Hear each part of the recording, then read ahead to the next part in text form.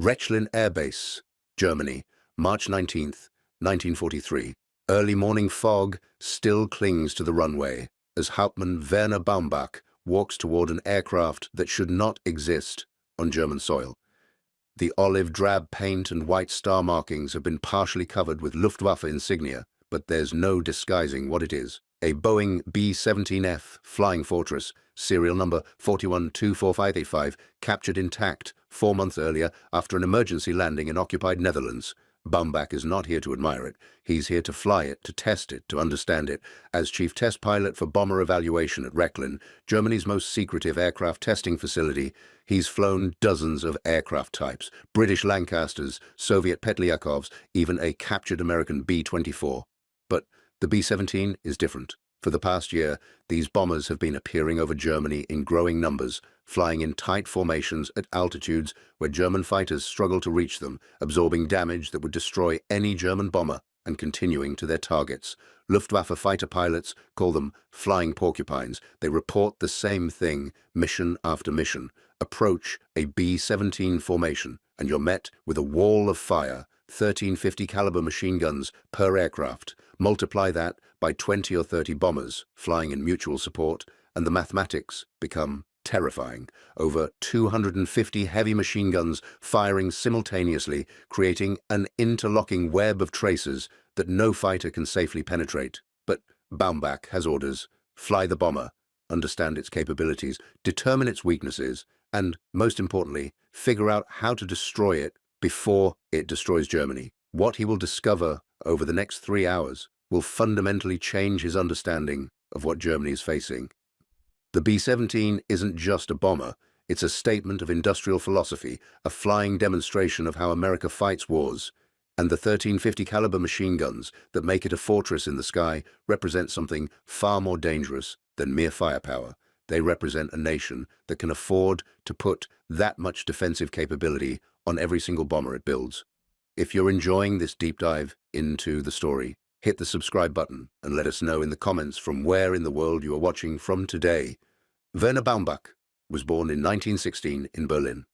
Unlike many Luftwaffe pilots who came from military families, Baumbach's father was a civil engineer. He grew up around blueprints and construction sites, learning to think in terms of structures, loads, and mathematics. When he was 14, his father took him to Tempelhof Airport to watch the passenger planes land. That day changed his life. By 17, he joined a glider club. By 19, he was training with the Luftwaffe as it secretly rebuilt Germany's air force in violation of the Versailles Treaty.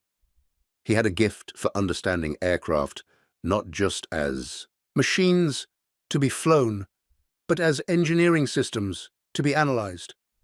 While other pilots focused on stick and rudder skills, Baumbach wanted to know why an aircraft behaved the way it did, what design choices created its characteristics, what compromises the engineers had made. By 1939, when the war began, he was flying Heinkel He-111 bombers in combat. He participated in the invasion of Poland, the campaign in Norway, the Battle of Britain. He flew night missions over England, navigating by dead reckoning through darkness and anti-aircraft fire to hit targets he could barely see. He knew what it meant to be a bomber crew over enemy territory. By 1942, his combination of combat experience and technical knowledge made him invaluable for testing and evaluation. The Luftwaffe needed pilots who could assess captured enemy aircraft not just for performance, but for strategic implications. Baumbach was transferred to Rechlin, where he would spend the rest of the war flying everything the Allies could build. He'd already flown several American aircraft before the B-17 arrived. A P-40 Warhawk fighter captured in North Africa had impressed him with its rugged construction.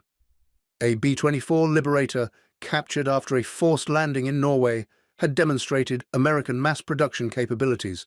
But the B-17 was the aircraft everyone wanted to understand, because it was the aircraft killing Germany. The bomber Baumbach would fly had an interesting history. Nicknamed Wolfhound by its American crew, it had been piloted by Lieutenant Paul Flickinger on a mission to bomb French rail yards on December 12, 1942. After taking multiple hits from German fighters, with 2 engines failing and fuel leaking, Flickinger had made the desperate choice to land at what he thought was a British airfield. It was actually Leeuwarden, a German-occupied Dutch base. The crew became prisoners. The bomber became a prize. Within 48 hours, the aircraft was being transported to Rechlin. The Luftwaffe moved fast because Allied fighters patrolled constantly, strafing anything valuable on the ground. By December 15th, the B-17 was at Rechlin, where it underwent immediate technical examination. Engineers measured every component, documented every system, analyzed every design choice. Field Marshal Erhard Milch himself had come to inspect it, spending 3 days examining the aircraft and writing a report that concluded Germany was facing an industrial power it could not match. But that was the engineer's perspective, the strategic analysis. Now, 3 months later, it was time for the pilot's perspective. What was this aircraft like to actually fly? How did it handle? What were its strengths and weaknesses in the air? And most critically, what was it like to sit inside that defensive armament system and understand what German fighter pilots faced every time they attacked a B-17 formation? Baumbach completed his walk-around inspection as dawn broke over Rechlin. The aircraft was enormous, dwarfing the German bombers parked nearby. The wingspan measured 103 feet. The fuselage was thick and blunt, designed around internal bomb bay capacity rather than aerodynamic efficiency. 4 Wright R-1820 Cyclone radial engines, each producing 1,200 horsepower, hung from the wings in massive nacelles. But it was the gun positions that drew Baumbach's attention. They were everywhere. 2 in the nose, flexible mounted to give the bombardier and navigator offensive fields of fire. 2 in the top turret, sitting in a powered Sperry ball mount that could rotate a complete circle. 2 in the ball turret, underneath the fuselage, perhaps the most exposed position on any aircraft in the war. 2 at the waist positions, 1 on each side of the fuselage. 2 in the tail, covering the rear approaches. 1 in the radio compartment, firing through an overhead hatch, 1350 caliber Browning M2 heavy machine guns. Baumbach had seen the technical specifications, but seeing the actual installation was different. This wasn't defensive armament as an afterthought. This was defensive armament as primary design criterion. The entire aircraft had been built around the concept of mutual protection, of bombers flying together and creating overlapping fields of fire that no fighter could safely penetrate. He climbed through the forward hatch and made his way to the cockpit. The interior was surprisingly spacious. German bombers were cramped, every cubic meter of space allocated to fuel, bombs, or equipment. The B-17 felt almost roomy. The crew positions were separated by walkways and crawl spaces. A man could move from the cockpit to the tailgun position if needed, not easily, but it was possible. Baumbach settled into the pilot's seat. The cockpit was well laid out, instruments clearly arranged, controls within easy reach. Everything was labeled in English. But the layout was logical enough that he'd studied the translated manuals and felt confident in the systems. The Germans had been thorough in their documentation, creating detailed handbooks for flying the captured bomber. He went through the pre-flight checklist with the German co-pilot assigned to fly with him, Lieutenant Hans Faber. Faber was younger, less experienced, but a competent pilot who'd been training on the B-17 for 2 weeks. Together, they checked fuel levels, hydraulic pressure, electrical systems, engine controls. Everything was functional. The aircraft had been maintained carefully by German mechanics, using captured spare parts and improvised solutions where necessary. Baumbach started the engines one by one. The radials coughed to life with distinctive rumbling roars, completely different from the inline engines on German bombers. The sound was rough, almost agricultural, but the engines ran smoothly. American radial engines were known for reliability. Air-cooled, they had no vulnerable cooling systems to be damaged by enemy fire. You could shoot cylinders off these engines and they'd keep running. With all 4 engines running, Baumbach received clearance from the tower. He released the brakes and began taxiing toward the runway. The B-17's tailwheel steering took some getting used to, but the aircraft tracked reasonably straight. Visibility over the nose was limited, requiring S-turns during taxi to see ahead, but this was common with tailwheel aircraft. Lined up on the runway, Baumbach advanced the throttles. The acceleration was gradual, but steady. The aircraft was heavy, grossing over 50,000 pounds, with partial fuel and no bombs. The tail came up as airspeed increased. At about 90 miles per hour, Baumbach applied gentle back pressure and the bomber lifted off smoothly. Gear up. Flaps up. Climbing power set. The B-17 climbed at about 700 feet per minute. Not spectacular, but steady and predictable. Baumbach turned onto the prescribed test flight course, heading away from the airfield and toward an area where they could conduct maneuvers without concerning German air defense.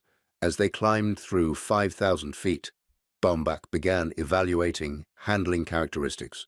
The B-17 was stable, almost excessively so. It wanted to fly straight and level. Control inputs produced smooth, predictable responses with no unexpected behavior.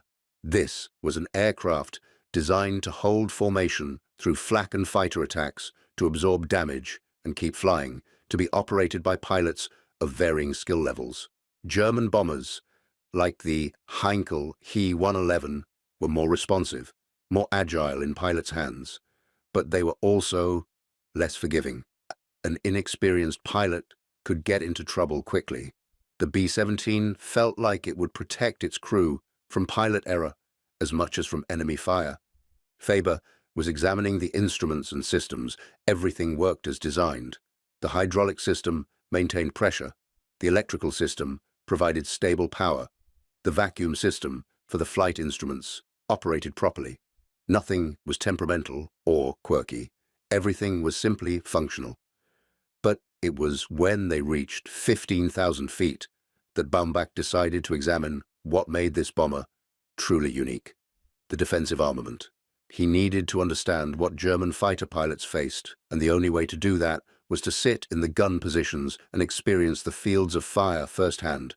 He trimmed the aircraft for level flight, engaged the autopilot, and told Faber to maintain altitude and heading. Then he unbuckled and moved back through the fuselage. Thank you for watching. For more detailed historical breakdowns, check out the other videos on your screen now, and don't forget to subscribe. The first position Baumbach examined was the nose guns. Crawling forward past the cockpit, he entered the bombardier's compartment.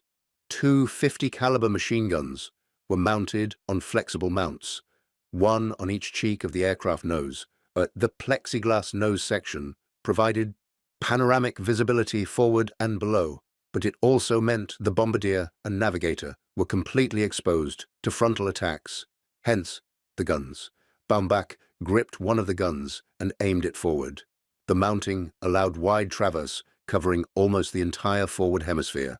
But what struck him was the weight of the weapon. The Browning M2 50 caliber was a substantial piece of machinery, originally designed as an anti-vehicle and anti-aircraft weapon. Each gun weighed 84 pounds, unloaded.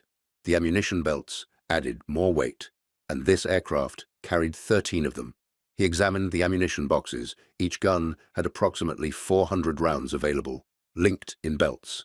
The 50 caliber round itself was massive compared to the rifle caliber machine guns on German aircraft.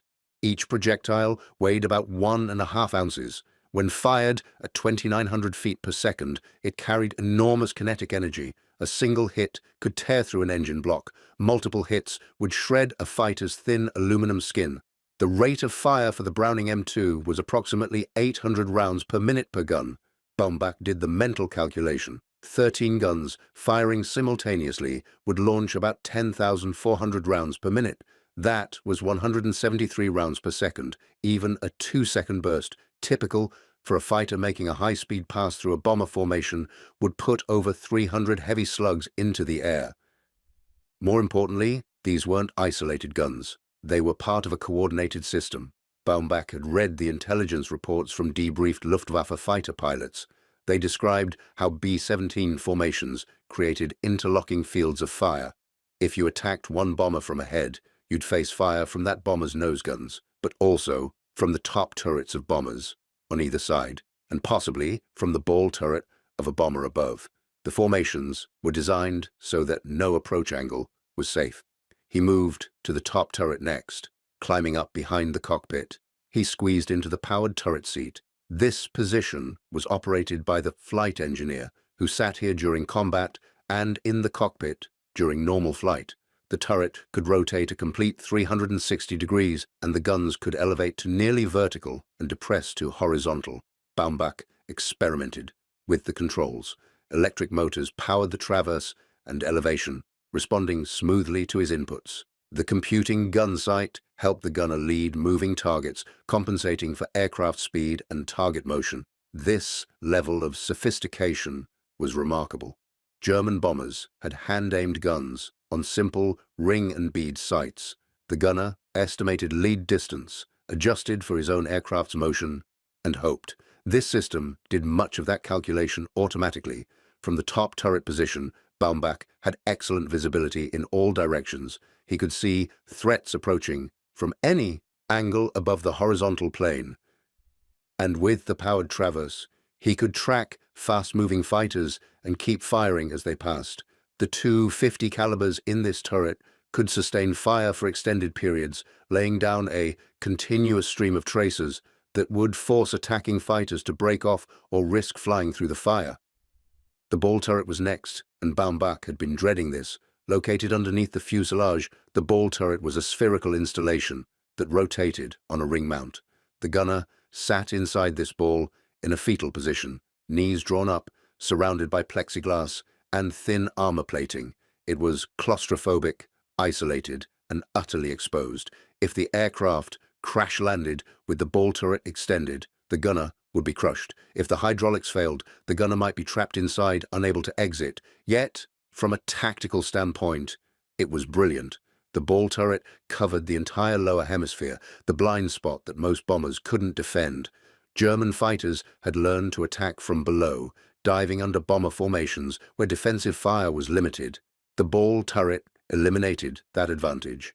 Any fighter attacking from below would face two 50 calibers aimed directly at it, operated by a gunner with an unobstructed view and a computing gun sight. Baumbach couldn't actually enter the ball turret in flight without a crew member's assistance. The entry procedure was complex, but he examined it from inside the fuselage. The engineering was sophisticated. The turret could be retracted partially into the fuselage for landing, protecting it from ground strikes. The azimuth and elevation controls allowed the gunner to track targets through complete rotation. Even the oxygen and intercom connections were designed to function through full rotation without tangling. The waist gun positions were simpler but no less effective. On each side of the fuselage, large openings allowed gunners to operate single 50 calibers on flexible mounts. These positions had overlapping fields of fire, meaning both gunners could concentrate on a single target if necessary, doubling the fire directed at an attacking fighter. Baumbach stood at one of the waist positions and looked out. The slipstream roared past the opening. The temperature at 15,000 feet was well below freezing. Waist gunners operated in brutal conditions, exposed to wind and cold for hours during missions. Yet, they had to maintain alertness and accuracy because their sectors, the beam approaches from either side, were common attack angles for fighters. Finally, Baumbach made his way to the tailgun position, crawling through the narrow tail section. The tail gunner sat in the most isolated position on the aircraft, separated from the rest of the crew, alone in the extreme rear fuselage. Two 50 calibers were mounted here, covering the rear approaches. This position was critical because German fighter tactics increasingly emphasized rear attacks. Come in from behind and below, slightly offset, accelerate through the formation, fire at close range, and break away before the bombers could respond. The tail gunner was the last line of defense against this tactic. Sitting in the tail position, Baumbach had an unobstructed view aft. He could see for miles behind the aircraft. Any fighter approaching from the rear would be visible long before it came into range, giving the gunner time to aim and prepare. and with two 50 calibers, the tail gunner could put enough fire into the air to discourage all but the most determined attackers. After examining all the gun positions, Baumbach made his way back to the cockpit. He'd spent over an hour moving through the fuselage, and he now understood something that the specifications alone couldn't convey. This wasn't just a bomber with guns attached. This was an integrated weapons system designed around the concept of mutual defense. Every gun position covered specific sectors. Every position had overlapping fire with adjacent positions. The fields of fire had been calculated to eliminate blind spots. A fighter attacking from any angle would face fire from multiple guns, operated by multiple gunners, all directing heavy 50 caliber rounds at a target moving at hundreds of miles per hour. And, critically, the aircraft had been designed to keep fighting even after taking damage. The systems were redundant. Multiple fuel tanks meant one or two could be punctured without losing all fuel. Multiple engines meant one or two could fail without crippling the aircraft. The robust structure meant battle damage that would destroy a German bomber would merely create holes in the B-17's airframe. Baumbach settled back into the pilot's seat and took control from Faber. They'd been aloft for over 2 hours. It was time to evaluate combat maneuvers to understand how this aircraft behaved under stress. He began with steep turns, banking the bomber hard to each side. The B-17 responded predictably, holding altitude in the turns without excessive altitude loss. It wasn't agile. No four-engine bomber was, but it was stable and controllable. A formation of these bombers could maneuver together without risk of collisions, maintaining tight defensive groupings. Next, Baumbach tested dive performance. He nosed over into a shallow dive, accelerating to cruise speed and beyond, and the airframe remained solid. No vibrations, no flutter, no concerning sounds. The B-17 could dive away from fighter attacks if necessary, using its weight to build speed. If you find this story engaging, please take a moment to subscribe and enable notifications. It helps us continue producing in-depth content like this. He tested climb performance at various power settings. At full power, all four engines roaring, the bomber climbed steadily even at altitude. The supercharged engines maintained power well into the thin air above 20,000 feet. German fighters, using naturally aspirated engines, struggled at these altitudes, losing power as air density decreased. The B-17 was designed to operate where German fighters couldn't effectively reach. Baumbach experimented with single-engine flight, reducing power on one engine to idle. The asymmetric thrust created yaw, but the bomber remained controllable. With proper trim, it could maintain altitude on 3 engines. Intelligence reports indicated that B-17s had returned to England on 2 engines, or even 1 after sustaining catastrophic damage. After 3 hours of flight testing, Baumbach turned back toward Rechlin. He'd learned what he needed to know, and the knowledge was troubling. The B-17 Flying Fortress was exactly what its name implied. Not invincible, but incredibly difficult to destroy. And the 1350 caliber machine guns that made it a fortress represented something more significant than firepower. They represented American industrial capacity and design philosophy. Germany built bombers optimized for offense, bomb load, range, speed. Defensive armament was secondary. The Heinkel He-111 had perhaps 3 machine guns. The Junkers Ju-88 had up to 6, but they were rifle-caliber 7.92 millimeter weapons. Light, limited range, barely adequate to deter fighters. The Americans had built bombers optimized for survival. The B-17 carried a bomb load smaller than German bombers of similar size. It wasn't particularly fast, but it could fight its way to the target and fight its way back. And in a long war of attrition, survival mattered more than peak performance. Baumbach landed the B-17 smoothly at Rechlin. The robust landing gear absorbed the touchdown without complaint. He taxied back to the hangar where German engineers and officers waited for his assessment. As he shut down the engines and climbed out, several officers approached with questions. "How does it handle?" "Stable and predictable," Baumbach replied. "Easy to fly in formation. Good altitude performance. Excellent visibility from the cockpit." "The defensive armament?" Baumbach paused. This was the critical question. Devastating. See, the coverage is complete.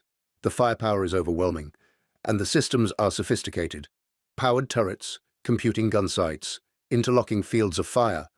A fighter attacking a B-17 formation will face fire from multiple aircraft simultaneously.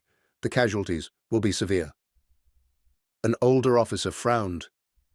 Surely our pilots can overcome this. They have superior training and aircraft. Superior training doesn't matter if you're hit by a .50 caliber round, Baumbach said. Our fighters have thin aluminum skin. A single hit can sever a control cable, puncture a fuel tank, or kill the pilot. The B-17 puts hundreds of rounds into the air per second. Mathematics is against us. That evening, Baumbach wrote his report. Like all test pilot reports, it was detailed and technical. Performance specifications, handling characteristics, systems evaluation. But Baumbach added a section that would prove prophetic, even though it would be largely ignored by Luftwaffe High Command.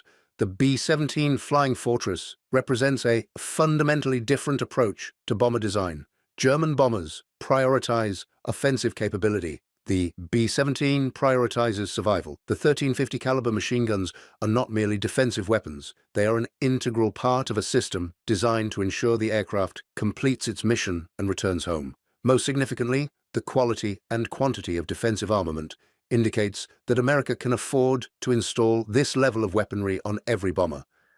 This suggests industrial production capacity far exceeding previous intelligence estimates. If the Americans can field hundreds or thousands of these bombers, each carrying 13 heavy machine guns, our fighter forces will face unsustainable attrition.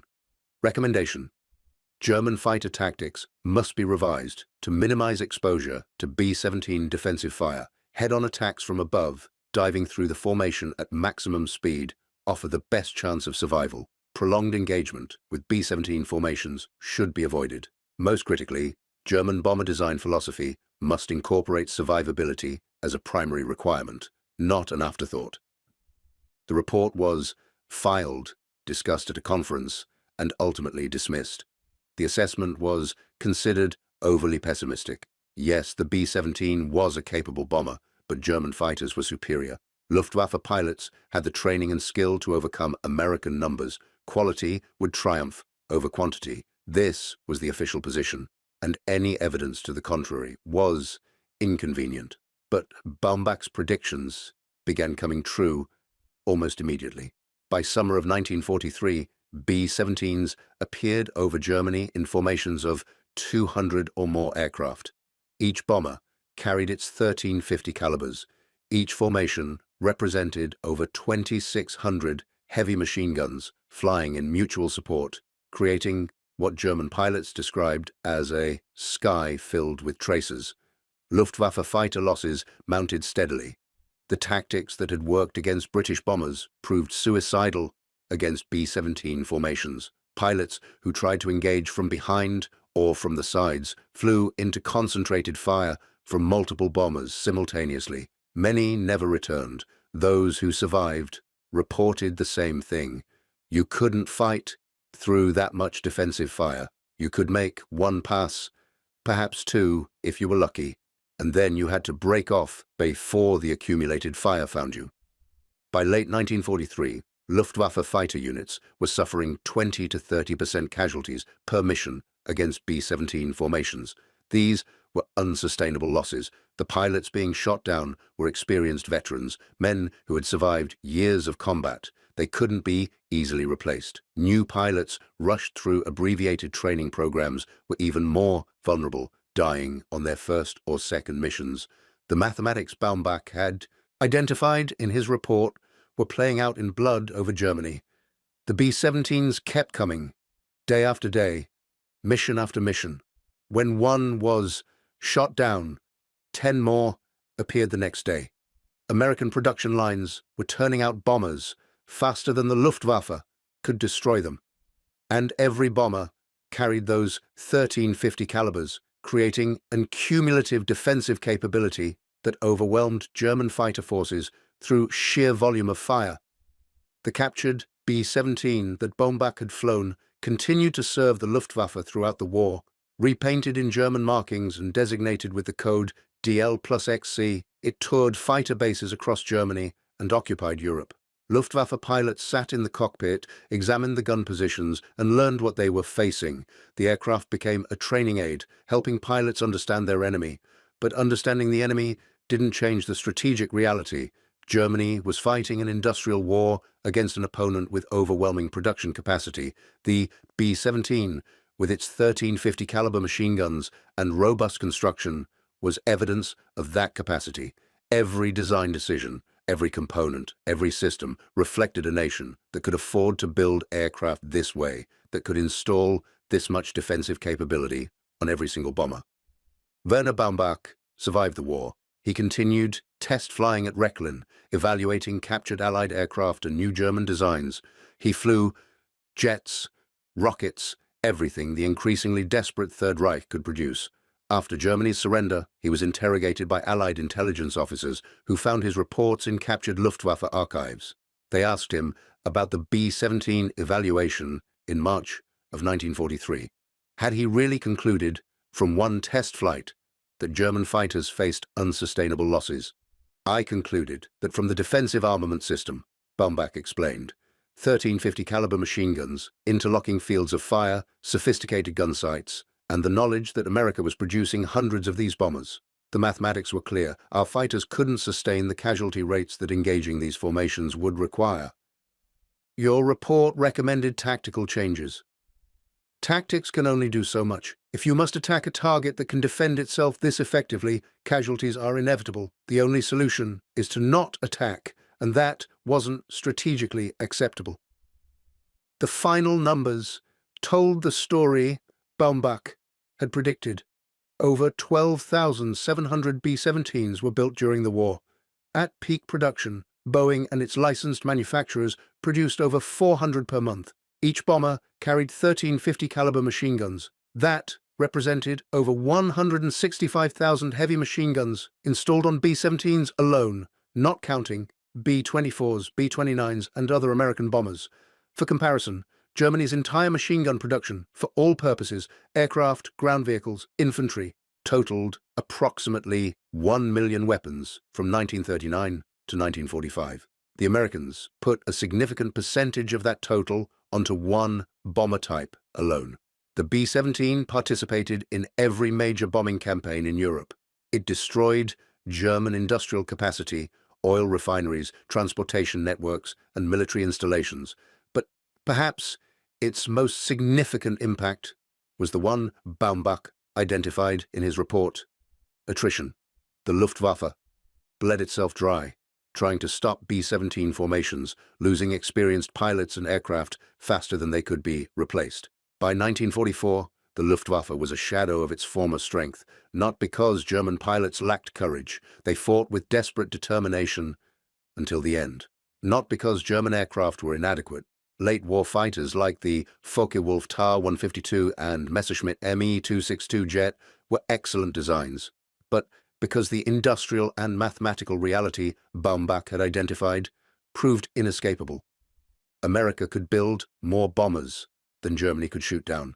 Each bomber carried enough defensive armament to inflict unacceptable losses on attacking fighters, and the cumulative effect, hundreds of bombers, thousands of machine guns, endless production capacity, overwhelmed Germany's ability to defend itself. The 1350 caliber machine guns that made the B-17 a flying fortress were more than weapons. They were a statement. America fights with resources, with production capacity, with the ability to put overwhelming firepower on every single bomber. And in industrial warfare, that approach proved decisive. There's a broader lesson in this story, beyond military history. Werner Baumbach flew the B-17 in March of 1943 and immediately understood what Germany faced. He wrote an accurate assessment, predicted the outcome, and recommended changes. His reward was to be ignored and to watch his predictions come true over the next 2 years as the Luftwaffe was ground down by exactly the attrition he'd warned about. He wasn't alone. Throughout the German military, competent officers saw the reality and tried to warn their superiors. Albert Speer knew Germany couldn't win a production war. Adolf Galland knew the fighter forces were being bled dry. Field Marshal Erhard Milch New American industrial capacity was overwhelming, but in the Nazi system, being right mattered less than being optimistic. Truth was subordinate to ideology. The B-17 Flying Fortress, with its 1350 caliber machine guns, was physical evidence of a reality that Germany's leadership refused to accept, not because they couldn't understand it. The mathematics were simple, but because accepting it meant admitting the war was unwinnable. And so, the war continued even after the outcome was determined, and men like Baumbach, who understood the truth, were powerless to change it. Today, several B-17s remain airworthy, maintained by museums and preservation organizations. When you see one fly, when you hear the distinctive roar of 4 Wright Cyclone radial engines, it's worth remembering what these aircraft represented. Not just bombers, but industrial capacity made visible. Not just weapons, but a statement about how America fights wars with resources, production, and overwhelming material superiority. And if you look closely at the turrets, the gun positions, the 13 locations where 50 caliber Browning machine guns once bristled from the airframe, you're seeing the reason German pilots called it a flying fortress, not because it was invincible, plenty were shot down, but because attacking one meant facing firepower that could, and often did, destroy the attacker. Werner Baumbach understood this in March of 1943 after 3 hours flying a captured bomber. The tragedy is that his understanding came too late to change anything, even if his superiors had listened. By then, thousands of B-17s were already in production or planning. The 1350 caliber machine guns were already being manufactured by the hundreds of thousands. The outcome was already determined. All that remained was for the mathematics to play out in the skies over Germany until there was nothing left to defend. Thank you for watching. For more detailed historical breakdowns, check out the other videos on your screen now, and don't forget to subscribe.